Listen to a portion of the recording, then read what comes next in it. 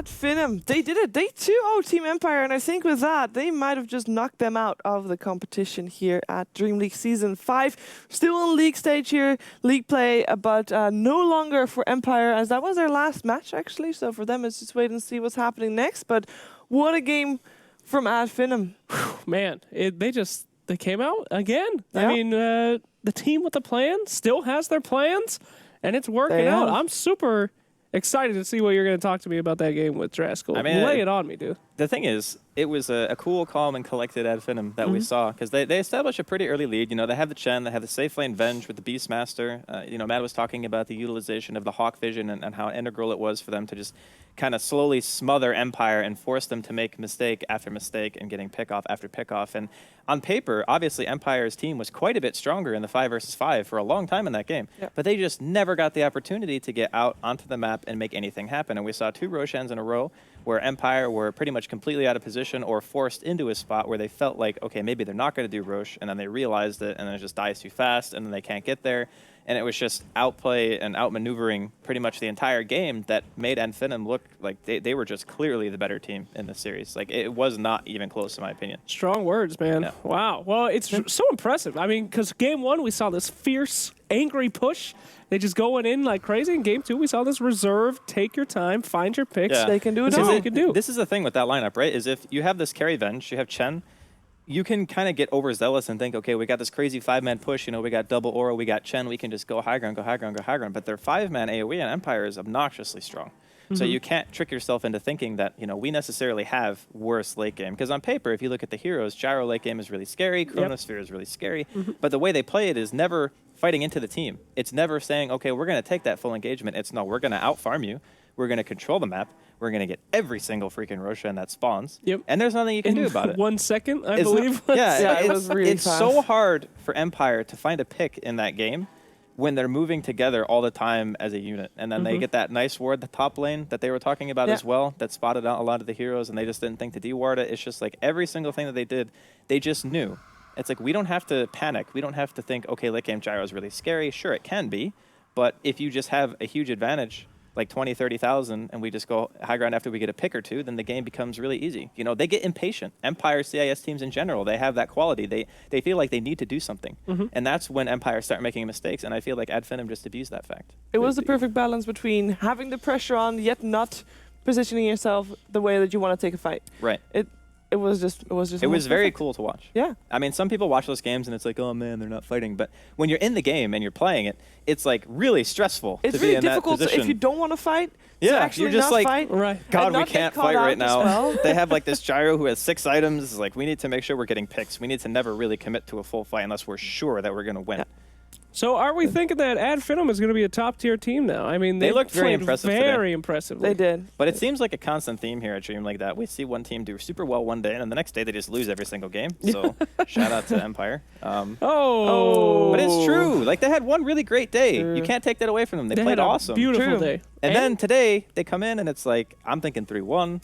They go 1-3. Yep. Seems to be the story of my life. But hey, in DreamLeague, if you win all your games, you still make $4,000. So No, good that's stuff. very true. I mean, obviously they're going to walk away with money, which is awesome. Yep. Because I think that, you know, now that we have majors and stuff and all the tier 1 teams and like the top dogs or whatever are going to be gunning for those, it's nice to have other tournaments where you can play and actually be lucrative. Because it's important to keep having new blood enter the scene. And in order to have new blood, it needs to be sustainable. And to be sustainable, you need to have other tournaments for, like, not like literally tier 1 teams. But I think ad Finem could honestly be a contender if they keep at this rate. It could be that. Yeah, we could take a look at the highlight clip and see what happened in the game. Well, we know what happened in the game, but there was one right, clip looks like this that is the- Scriff selected I think for this us. is when, is this the last one? Yep, this I think looks it like might the be, final yep. push here. Final So they got the push. pick off. Yeah, so they're going to have to like double buyback. So they initiate right away. We're going to see the grip pretty much Buybacks immediately. needed. And I think this happens because Madara's actually standing high ground. So what I think is he might have had vision on the Void before he blinked in because that grip was Yeah, he actually did. so fast. He was on the high Oh, ground. there was a ward. There was a ward on the right. You can see it. Yeah, okay. So there was a ward. I didn't catch it at Vision the in time. this game is such... Like, Yeah, that basically that's won them how the they game. won the game. Yeah. It was literally just vision. Like, they just knew that the Void was going to be coming in, so he preemptively cast Grip, and he stops the Chronosphere from coming out. And as soon as this happens, they still have to commit to the buyback, because if they don't win this fight, then the game is just instantly over. No buyback, no Yeah. void. But they already forced the 2 buybacks from Scandal and the Earth Spirit, so they have to fight this now. And Ramses already pops his BKB. They're fighting into Madara, who has Abyssal Blade. He just walks point blank, pops it, still has cheese at this point as well, and he's still sitting at half HP. So at this stage, I'm already thinking, like, this fight's just over. Like, you don't have the damage, you don't have the lockdown anymore, and Madara is just sitting there, and he's like, come at me, bro. It doesn't really matter. Like, sure, Ramses is quite tanky, but... Yep, Oh, there Madara goes with the the cheese. cheese. The very Aw. nice cheese timing My as well. God. And they come in after the fact with the Beastmaster, and at this point, it's just Crystal GG. Maiden! No? Like, Finem actually played this amazingly well. And just I guess, in some ways, you should have probably had a sentry on the high ground. You should. You I mean, that probably is should. something that... Yeah. Yeah. Because it's a game that's of a bit vision when you're playing against Beastmaster always, and if it's not a Hawk, it's going to be a Ward. And you should have the sentry for the Hawk anyway, I feel. Yeah. Yep. So maybe that was just a little bit of an execution mistake from Empire, because I still feel, even at that stage in the game, their team fight is still good enough to be able to win a fight. But as soon as Afterlife goes in and gets immediately gripped and no buyback, it's just like, rip. So is the That's- lesson of this game to buy wards? Is that it? Yeah, it's pretty good. That's a but pretty it good seems lesson. like very oftentimes we talk about this when we're watching CIS teams, because they're all about aggression, but wards and aggression typically go hand in hand. Oh, Ooh. All right. that is going to be our winner's interview ready, and I believe we are talking to maybe next time. Hello? Hello. Hello. Congratulations on your win on the series. That was a great series to watch. Thanks a lot. Thanks a lot. It was exciting to play as well. I can only imagine. We normally call you guys the team with a plan, and I'm really curious to hear from you, like, how much do you plan for a series? Like, for example, that first game that you had today. Actually, we don't really plan that much. Oh. We actually played the Empire yesterday, and we stomped them early game, but then we lost. And second game we lost as well, and we just realized that they like Void and Gyro.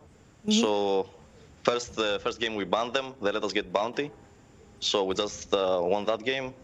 And second game, well, they got Void the second phase. I mean, we got our picks. We wanted to finish the game early, but That didn't work. we kinda made some 3-2, and then we had to take it late game, but we had the rush advantage, so still even late game we won. So if you're not the team with the plan, what do we call you now? Yeah. We are the team that I don't know. Have you met my captain? He's just okay, let's go. He's just on the spur of the moment. He doesn't really plan a lot. We're just in the game, and he's like, so anyone knows what they pick? Great. We're just like that. So we'll call you the Yeah. team with no plan. That works. That's easy to remember. Yeah, I can do we're the that. team that improvises. You can Oh, call us that. The team The that team that improvises. improvises. I like I that. could work with that Yeah. for sure. All right, so I had a pretty good, standard question for you. I was really interested to know how you guys knew that bounty was going to work so well game one. We were stumped. We had no idea how he was going to succeed, and it seemed like you guys really did. So how did you know it was going to work? Why'd you pick the bounty? Well, it's one of my favorite heroes and one of our, I don't know, we just play the hero a lot, and it's actually a great hero if you know how to play it. So we just picked that for that reason, and if you get bounty, you kinda prevent them from going jungle with Chen, Enigma and stuff. So it's a very good pick overall, and we're just a team that plays it a lot. So Cool. yeah. So the pick for you was more to influence what they were going to pick. Very interesting. Yeah, it's really cool. Yeah, both ways. It goes both ways, yeah. Yeah. So you guys were playing around the Beastmaster Vision a lot in the second game, and I think you were playing Bane, correct? Yeah. Yeah. So in that kind of situation, how do you go about like communicating? Because it really felt like you guys were keen on avoiding fights for a really long time and just trying to get rushes. So you say your captain makes a lot of decisions, but is there ever a point in the game where you feel like you're making calls and saying we need to do this? Because as Bane, I feel like there's not much for you to do except for Fiend's Grip into swaps and stuff like that. So do you make any of your own calls, or is it mostly just the captain? It's a lot on the captain, but it's also on the key players, those who have a lot of net worth. I mean, I'm pretty sure that in the last game, Thug, Queen of Pain, was the one who actually took a lot of calls, because he was the one split pushing and stuff. He would like go there, they are here. So he was the one who actually led the game, late game.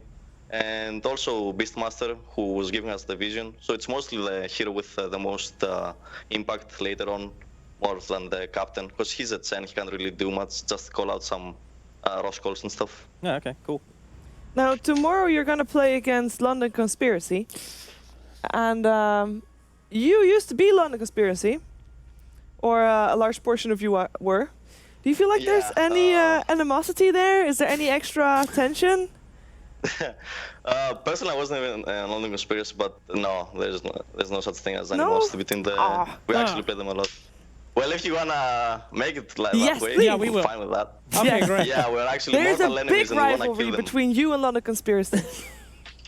Yeah, okay, whatever you say. Hey, we very much enjoyed watching your games, and we're looking forward to seeing you play again tomorrow. So we're going to give you a good night's rest, and thank you for taking the time to talk to us, and hopefully we'll talk to you again tomorrow. I'm sure you will. All right. Nice, there we good go. confidence. Well then, see you tomorrow, and have a good evening. Okay, goodbye. Thank you, bye-bye. That was maybe next time from @Finem. Very confident that they will take on the very, heavy rivalry match against London Conspiracy. Yeah, those man. guys don't like each other one It's bit. a real bloodlust between those teams. That was You got to just- read the tweets, the comments. They hate each other, Draskell. Many of There's the been tweets some and Reddit comments are threads. already banned. I'm sorry, you won't be able to find them because they were too harsh. Yeah, indeed. It's just, you can't, no. Filthy stuff. Filthy stuff, so you gotta tune in tomorrow because that's gonna be some bloodbath. But let's first look at another bloodbath, what happened today with the standings, because Empire Oh, my. Oh, my. 7-7, and I mean, I mean, it's actually Right? good news for No Diggity. it is very is good great news for No news. Diggity. So No Diggity wants people to lose at least 6 times. They at want least 6 Vega times. to lose Vega the rest to of their lose. games, Yes, right? yes. Then they'll end up Team 7-7. Spirit, they need to lose at least 3 more. Yes. 2 would be okay, but 3 would be great. Mm-hmm. And then we have some. I know we have a lot of rules about tiebreakers, but We we have a could lot. actually see tiebreakers if that happens. Yes. Yeah, We it's- have a lot of rules. Like if you are tied, and then also you have a tie between you and the person you tied with, and you look at the team above, and then you look at the team below. Somewhere there's the rules. You can find them probably on DreamLeague.dreamhack.se. Yeah, man, it's So- amazing what one bad day can do. I Oh, mean, if it really Empire is. won all these matches, Like They same were thing good. for No Diggity. It's like Mhm. one day. I mean, I have sometimes bad days in my pubs, and that is a whole day of bad games. And that's fine because it's just pubs. But you can't have that day in officials. It's just there's no going back. it's true. Well, if Empire don't make it to the end, we can say, though, that they had some moments of greatness. They really played well. They really They did. had some moments of growth. But hey, new team, and I can't wait to see what's left for them. So Yeah. my heart is still with you, Empire. You're going to do great. Ring it, ding. Hey, who this? Hello. Oh, no worries. Sorry. Okay. Frank Collin. Damn it. I thought that was going to be a second red button or These something. I was kids. like, what? Okay, so before we go, because we will go soon, make sure you check out Snapchat, and that is DreamLeague. You can follow all the behind-the-scenes pictures and movies and things of behind the scenes, and Twitter @DreamLeague for all your updates of all the Dream League things, and of course YouTube, where you can find the red buttons, the pre-show, the games, everything Dream League related is on youtube.com/DHDreamLeague, so make sure to check that out as well.